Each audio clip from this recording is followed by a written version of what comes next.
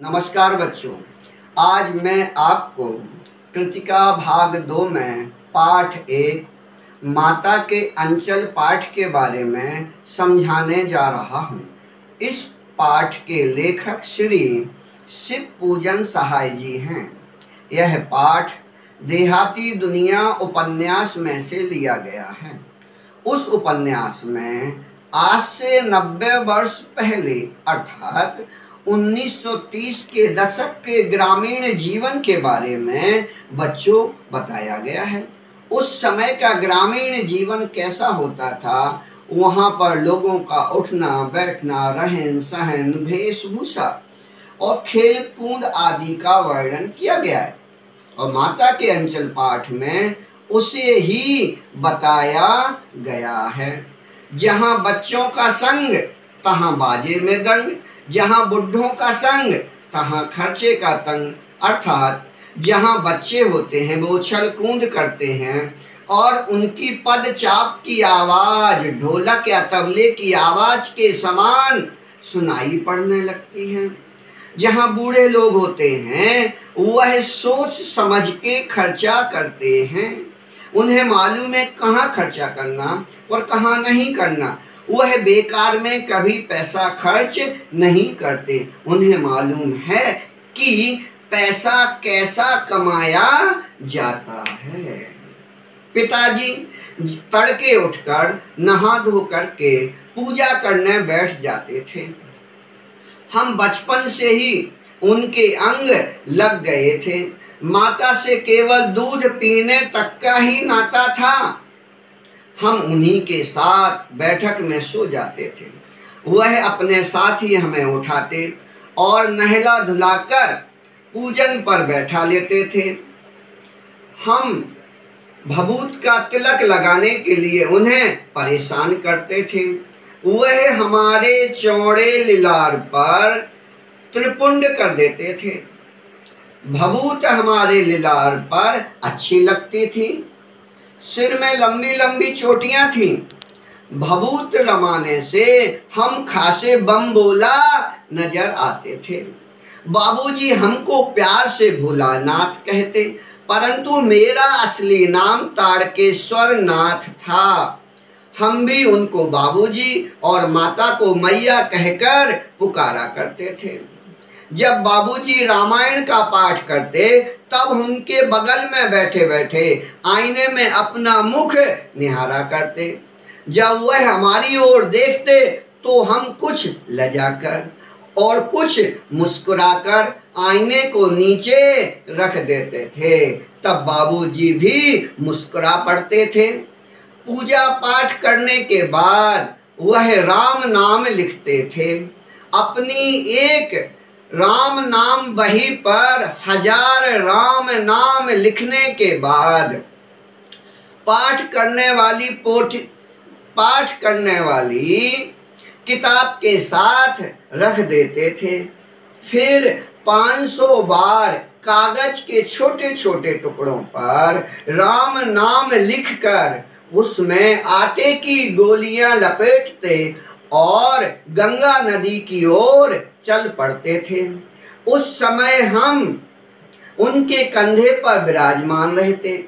बाबूजी आटे की एक एक गोली को गंगा नदी में फेंक कर मछलियों को खिलाते थे और हम उनके कंधे पर बैठे बैठे हंसा करते थे।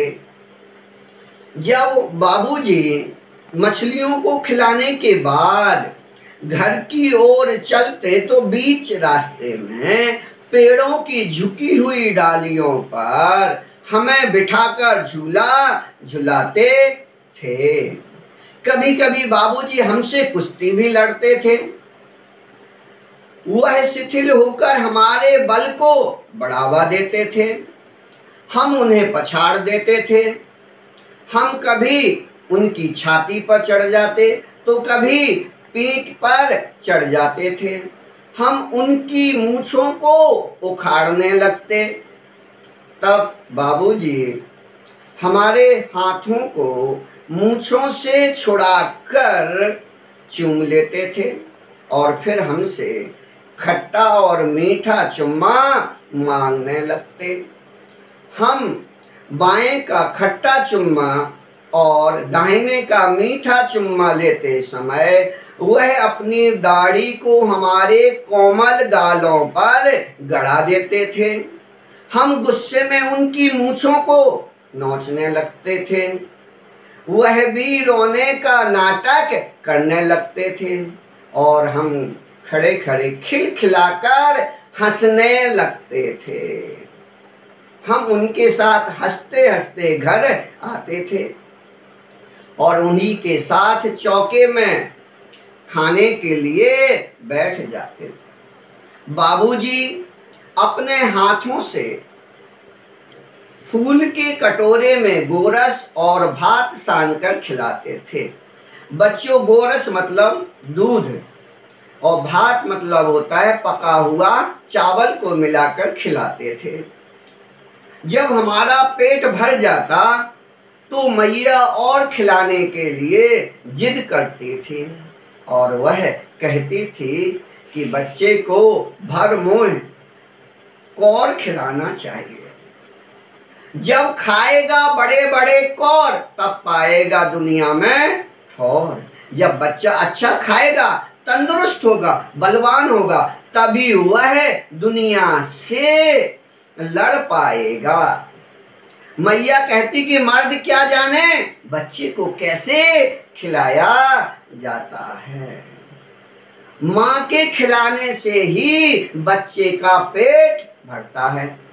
तब मैया थाली में दही और भात को सान करके हंस, तोता, मैना, कबूतर आदि के अलग अलग कौर बनाकर और फिर बालक से कहती कि तू इसे खा ले, नहीं तो ये उड़ जाएंगे।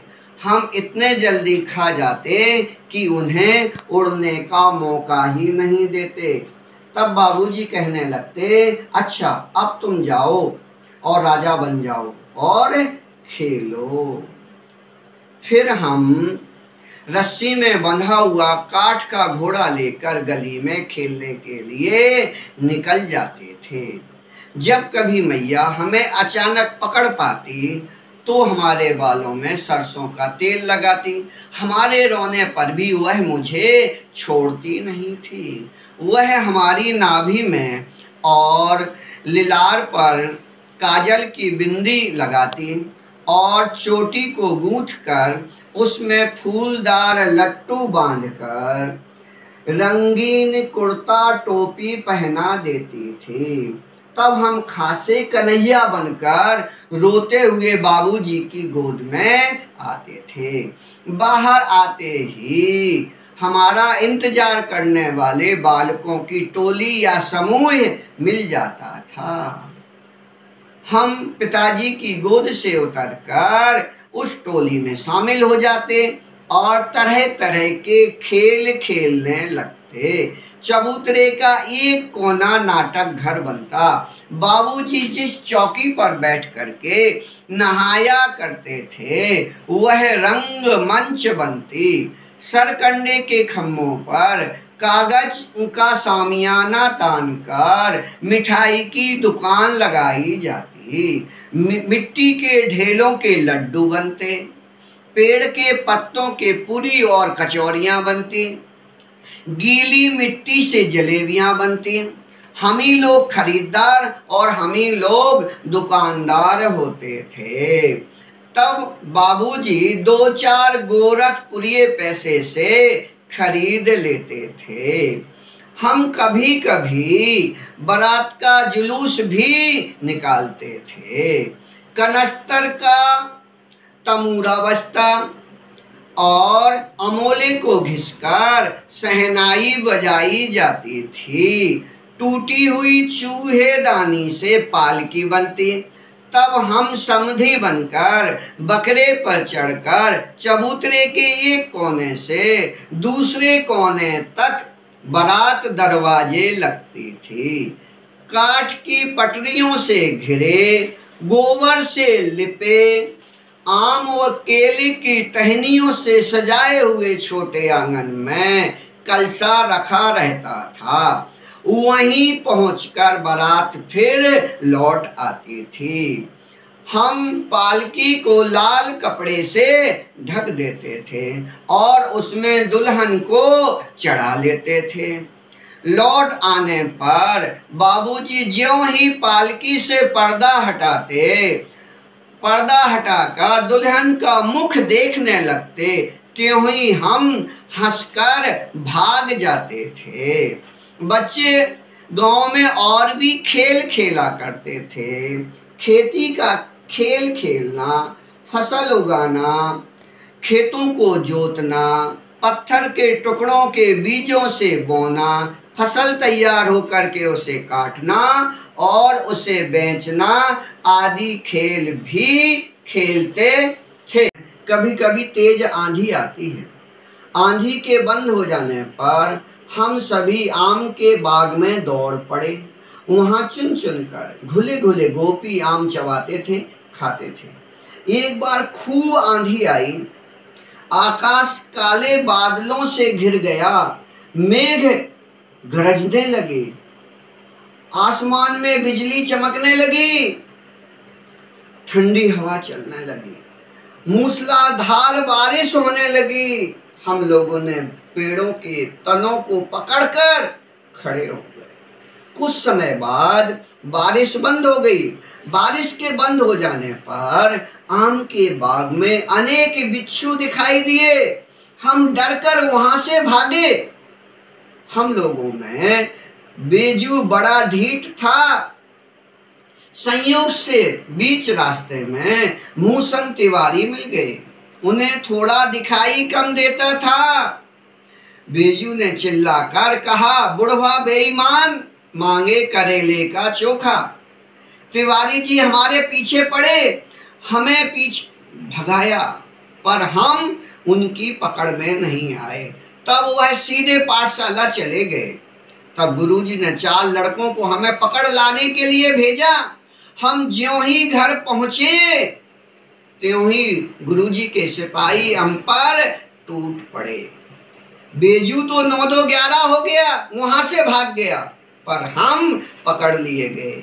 फिर गुरुजी ने हमारी खूब खबर ली। जब बाबूजी को पता चला तो वह दौड़कर पाठशाला गए। गुरुजी से माफी मांगकर हमें वहां से ले आए। और बीच रास्ते में हमारी मित्रों की टोली मिल गई। हम रोना भूलकर मित्रों के साथ मिल गए और सामने मकई की खेत में दौड़ पड़े। उस समय खेत में चिड़ियों का झुंड चल रहा था। हम दौड़ दौड़ कर चिड़ियों को पकड़ने लगे, पर एक भी चिड़िया पकड़ में नहीं आई। हमसे कुछ दूर बाबूजी और गांव के कुछ लोग खड़े होकर हम लोगों का तमाशा देख रहे थे और वे यही कहते थे कि चिड़िया की जान जाए, लड़कों का खिलौना। सचमुच लड़के और बंदर पराई पीर नहीं जानते हैं। अर्थात जब बच्चे खेलते हैं, कूदते हैं और बड़ों के द्वारा मना करने पर भी वह नहीं रुकते हैं। वो खेलने में इतने मस्त होते हैं कि उनके खेलने से दूसरे लोगों को कष्ट और परेशानी होती है, वो इस बात पर ध्यान ही नहीं दे पाते हैं। बच्चों उसी तरह से बंदर भी होते हैं। बड़े बड़े पेड़ों पर अनेक पक्षी उनकी टहनियों में अपना घोंसला बना लेते हैं। उन घोंसलों में उनके छोटे छोटे बच्चे भी होते हैं, अंडे भी रखे हुए होते हैं। जब बंदर पेड़ पर आते हैं तो वह एक टहनी से दूसरे टहनी पर उछलते हैं, कूदते हैं, उन्हें तोड़ते हैं। उससे पक्षियों के घोंसले टहनियों से नीचे गिर जाते हैं, उनके बच्चे नीचे गिरने से मर जाते हैं, अंडे फूट जाते हैं। इसलिए तो कहा है कि लड़के और बंदर पराई पीर नहीं समझते हैं। फिर हम लोग टीले पे गए। टीले पर चूहों के बिलों से पानी उलीचने लगे, मतलब बिलों से पानी को बाहर निकालना। अब तक हम सभी थक चुके थे। तभी गणेश जी की चूहे की रक्षा के लिए शिव जी का सर्प निकल आया। सांप को देखते ही हम सब डर गए। डर के मारे आंधी की तरह दौड़े। कोई औंधा गिरा, किसी का सिर फूटा, किसी के दांत टूट गए और सारा शरीर लहू लुहान हो गया। पैरों के तलवे कांटों से छिल गए। हम सभी एक साथ अपने घरों की ओर दौड़े। उस समय बाबूजी बैठक में हुक्का गुड़गुड़ा रहे थे। उनके द्वारा पुकारे जाने पर भी हम उनको अनसुना करके सीधे मैया की गोद में जा छिपे। मैया उस समय चावलों को साफ कर रही थी। हमारी स्थिति को देखकर वह भी डर के मारे रोने लगी और अपने आंचल से हमारे शरीर के अंगों को पोंछने लगी। जल्दी से हल्दी को पीसकर हमारे घावों पर लगाई गई। घर में कोहराम मच गया। डर के मारे सारा शरीर कांप रहा था। हम आंख खोलना चाहते थे पर वह खुल नहीं रही थी। मैया हमारे कांपते हुए ओंठों को देखकर रोती और प्यार से गले लगा लेती थी। तभी बाबूजी दौड़कर आए और मुझे मैया की गोद से अपनी गोद में लेने लगे। परंतु मैंने मैया के आंचल की प्रेम और शांति की छाया को नहीं छोड़ा। बच्चों, इस पाठ में भी यही बताया गया है। जब बच्चा संकट या विपत्ति या परेशानी में होता है तो वह सीधे पिताजी के पास ना जाकर माँ के पास जाता है, क्योंकि पिताजी के पास जाएगा तो पिताजी प्रश्न करेंगे, कहाँ से आई, क्या हुआ, कैसे हुआ। हो सकता है कि पिताजी के द्वारा उस समय उसे पिटाई भी खानी पड़े। बच्चे को यह विश्वास होता है यदि वह माँ के पास जाएगा तो माँ किसी भी तरह का कोई प्रश्न नहीं करेगी, उसे डराएगी नहीं, अपितु प्यार से गले लगाएगी और उसके डर को दूर करने की कोशिश करेगी। यही बात माता के अंचल पाठ से समझाई गई है। धन्यवाद।